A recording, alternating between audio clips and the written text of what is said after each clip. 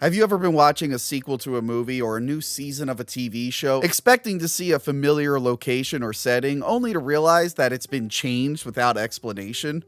Has this ever bothered you? Because it bothers me when I notice it, and I brought in some examples today. Let's start off with the Halloween franchise.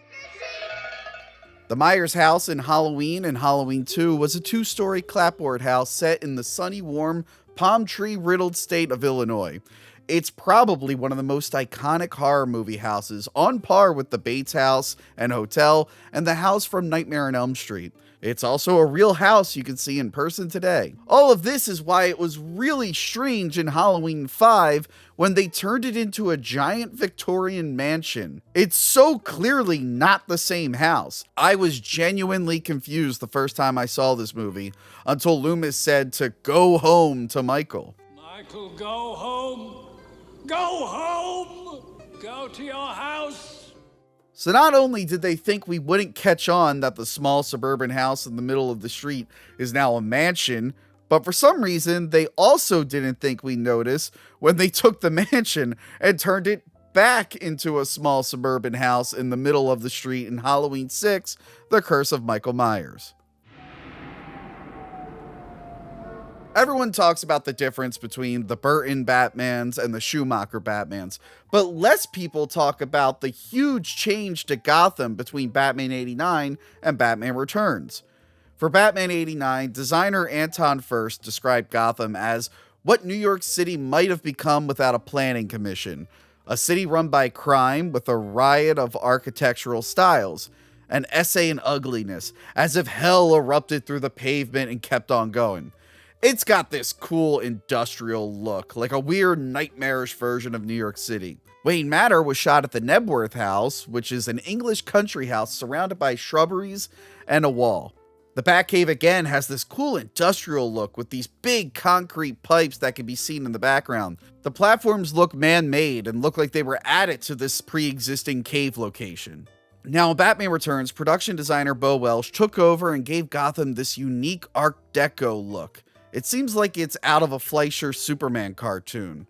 Welsh said he was influenced by German Expressionism, neo-fascist architecture, including Nazi Germany era styles, American Precisionism painters, and photos of the homeless living on the streets in affluent areas. He claims that Returns took place on the west side of Gotham, which is why it looks so different from the east side from 89. I guess that excuse could work, but for me, these look like two very, very different cities that aren't related.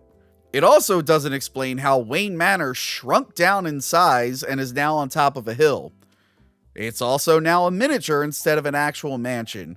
It might even be the exact miniature Bruce has in his fish tank to get to the Batcave. Speaking of the Batcave, it's now super blue. The German Expressionism can be felt strongly here. The weird uneven stairs and narrow ledges look like something out of Caligari, which has been pointed out millions of times before this video. I only bring it up now because the man-made platforms and industrial look of the previous films are now totally gone. All the platforms look like they were natural structures that were already in the cave. So they totally redesigned the look of all the locations in the sequel. And now things are getting even weirder because in the new Flash movie, Wayne Manor is back to being the same one from 89. Anyway, let's boldly go somewhere else.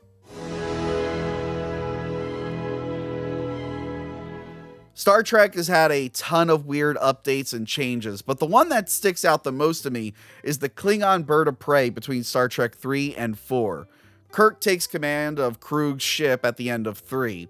In 4, we learned that they were on Vulcan for a few months. We see repairs being done, which I guess makes sense, but what doesn't make sense is the completely new bridge.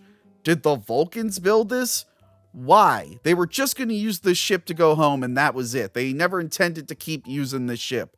It's so jarring when you watch these back to back. Sometimes movies that spin off of TV shows will add new locations just for fun, like the giant map room in Star Trek Generations. What is this room and where did it come from? But that's just a new room. It's not like the Power Rangers movie, where they turned the command center from a few computers and a tube and a black void into a giant brightly lit area with multiple tubes full of neon for some reason. How the hell are these two places the same? Sometimes they try to come up with a reason for subtle changes.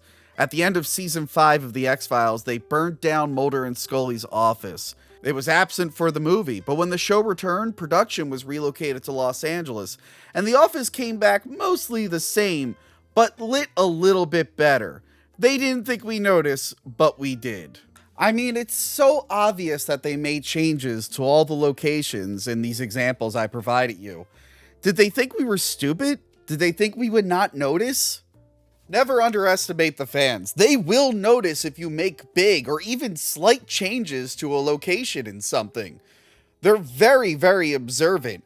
And especially if they're binge watching this stuff like I did with some of these examples, it can really just take you out of the moment. You got to readjust. You're like, oh, wait a minute. It didn't look like that a minute ago. It'd be like if I walked over here to the mask wall section of the store and I put on this Jason mask. And then 5 seconds later, I put on this Freddy mask and expected you to still think I was Jason. It'd be weird, right? It might seem trivial, but these are things that I ponder about as I stand between the toy wall and the Dark Knight shrine. Anyway, if you like this video, please like, share, and subscribe. Come back Monday. We're going to be doing Raiders of the Lost Ark. That's going to be a lot of fun. And yeah, a channel update will also be on that episode. See you there. Remember to like, comment, and subscribe. Check out our other videos and Patreon page.